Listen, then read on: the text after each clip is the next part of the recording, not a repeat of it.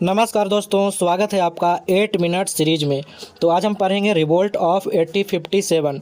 तो ये जो टॉपिक है काफ़ी इम्पोर्टेंट है, हर एक एग्ज़ाम में इससे क्वेश्चन पूछा ही जाता है। तो हमने यहाँ पे लिया है टॉप 25 क्वेश्चन जो आपके एग्ज़ाम में पूछा जाएगा। काफ़ी सिलेक्टेड और इम्पॉर्टेंट क्वेश्चन है। हर एक क्वेश्चन का जो इम्पोर्टेंट एक्सप्लेनेशन होगा जो एग्ज़ाम पॉइंट ऑफ व्यू से, उसको भी यहाँ पे देखेंगे। तो चलिए शुरू करते हैं। तो पहला क्वेश्चन है, when did the revolt of 1857 begin. तो 1857 की जो क्रांति था वो कब शुरू हुआ था। तो इसका आंसर हो जाएगा ऑप्शन ए, 10 मई 1857। अब देखते हैं इसको से इम्पॉर्टेंट पॉइंट क्या बनते हैं। तो सबसे पहले तो आपको यही याद रखना कि जो मंगल पांडे थे एक सिपोही थे। ये कहाँ से बिलोंग करते थे, तो 34th बंगाल नेटिव जो इन्फेंट्री थी बैरकपुर में, यहाँ से बिलोंग करते थे। इन्होंने 29 मार्च 1857 को ब्रिटिश ऑफिसर पे अटैक कर देते हैं, जिसके कारण इनको 8 अप्रैल को फांसी दी जाती है। ये बातें आपको याद रखनी है।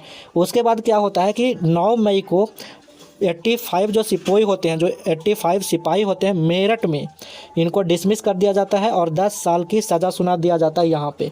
अब सज़ा इसलिए सुनाया जाता है क्योंकि यहाँ पे जो इनफील्ड जो कार्टेज होता है उसको ये जो सिपाही होते हैं यूज करने के लिए मना कर देते हैं। इस कारण से इनको सज़ा सुना दिया जाता है। तो आपको ये बातें याद रखना है कि जो रिवोल्ट ऑफ 1857 था ये शुरू हुआ था मेरठ में, ये बैरकपुर में शुरू नहीं हुआ था। तो यहाँ पे कन्फ्यूजन होता है, तो ये बातें आप याद रखिएगा। क्वेश्चन नंबर 2 देखिएगा, पूछा गया है what was the immediate cause. तो देखिए 1857 का जो विद्रोह था इसके बहुत से कारण थे, लेकिन इसका जो इमीडिएट जो कारण था, जो तत्कालीन कारण था, ये था कार्टेज ऑफ इनफील्ड राइफल, है ना। इनफील्ड राइफल के कारतूस का जो प्रयोग हो रहा था वो तत्कालिक कारण था। अब ऐसा क्या था, तो यहाँ पे जो ब्रिटिशर्स जो थे ना, यहाँ पे इंट्रोडक्शन किए थे इनफील्ड राइफल्स का। तो उसमें ऐसा बताया जा रहा था कि जो राइफल का जो कार्टेज है वो काऊ और पिग का जो फैट है ना उससे रैप किया हुआ है, उससे बनाया हुआ है, जिसके कारण क्या होता था कि सैनिकों को मुंह से उसको काटना पड़ता था गन में लोडिंग करने से पहले।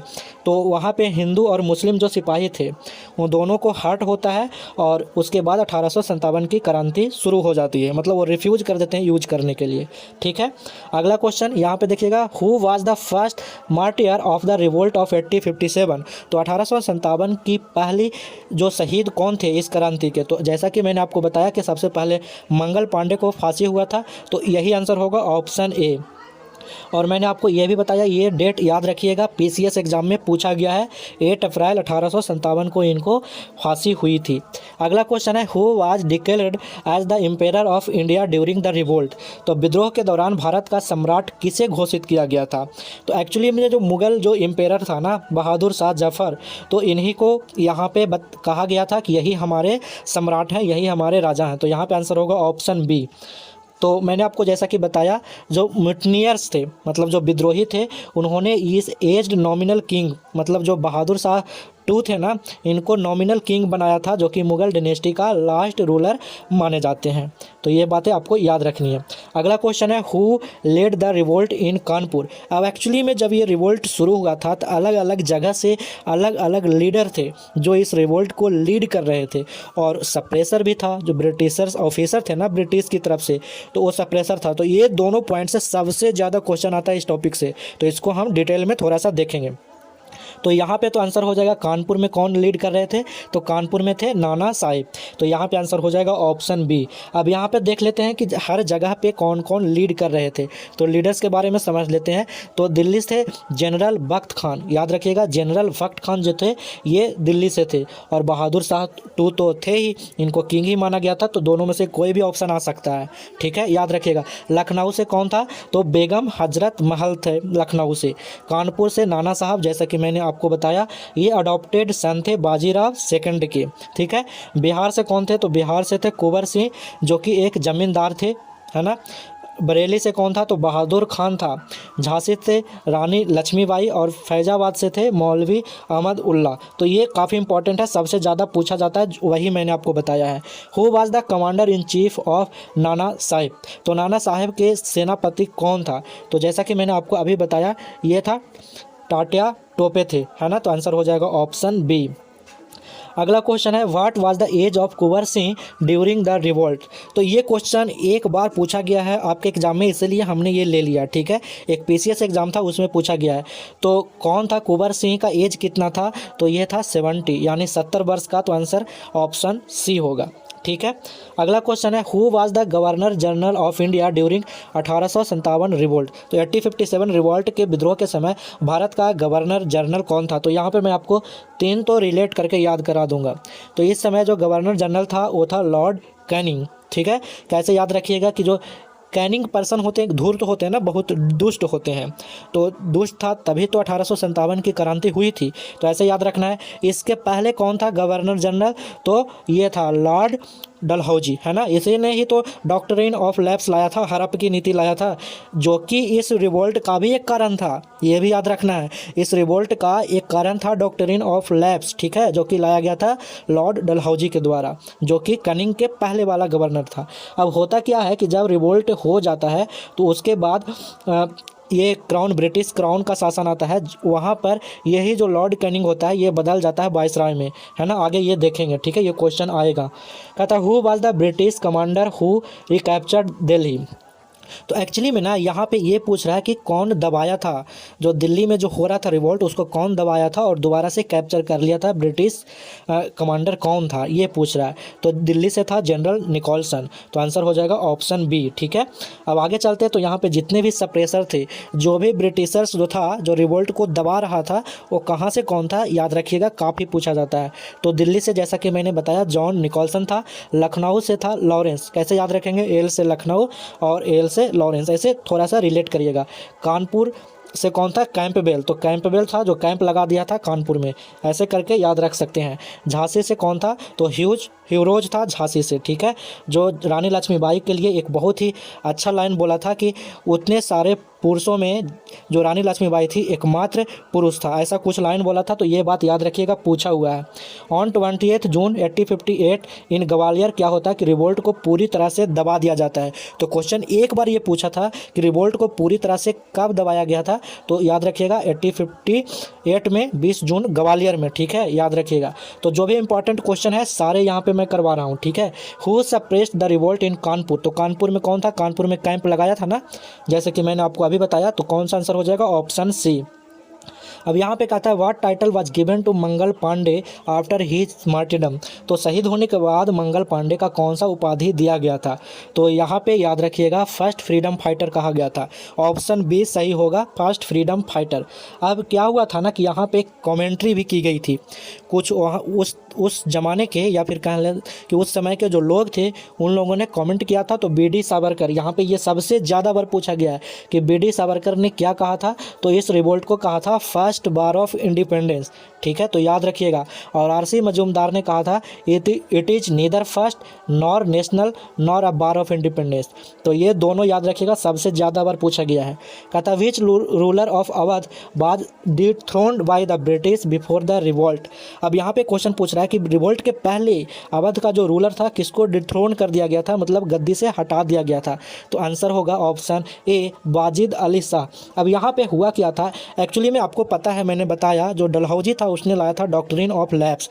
उसकी जो पॉलिसी थी ना, उस पॉलिसी में 2-4 नियम थे। एक्चुअली उसमें कहा गया था कि जिसका कोई उत्तराधिकारी नहीं होगा तो उसकी राज को हड़प लिया जाएगा। मिस गवर्नेंस होगा, अच्छा से कोई शासन नहीं चला रहा होगा तो उसको हड़प के हम ब्रिटिश में ले लूँगा, ब्रिटिश क्राउन में कर लूँगा। तो ये सारे उसके नियम थे, मतलब उसकी पॉलिसी थी। तो हुआ क्या कि ब्रिटिश जो था ना, इसी पॉलिसी को ध्यान में रखते हुए या फिर कह सकते हैं हवाला देते हुए अवध के जो लास्ट जो रूलर थे वो थे कौन, वाजिद अली शाह। इनको यहाँ से हटा देता है डॉक्ट्रिन ऑफ लैप्स के पॉलिसी को लगाते हुए। तो ये बात आपको ये बात भी याद रखनी है, ठीक है। अब आगे चलते हैं।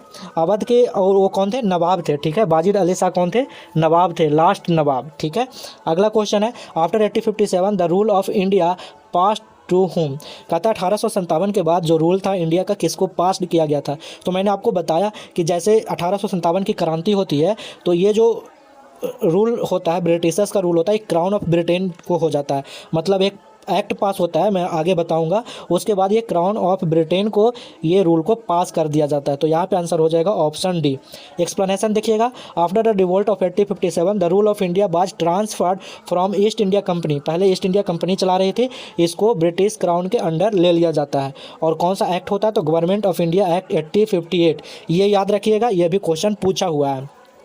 अब यहाँ पे एक बात याद रखिएगा कि इस रिवोल्ट के पहले भारत का गवर्नर जनरल होता था, लेकिन जैसे ही ब्रिटिश क्राउन के अंडर आता है रूल, उसके बाद जो गवर्नर जनरल का जो पोस्ट होता है ना, उसको वायसराय में बदल दिया जाता है। ठीक है, तो भारत का पहला वायसराय कौन होगा, वही जो लास्ट गवर्नर जनरल था, कनिंग। ठीक है, तो याद रखिएगा ये भी पॉइंट।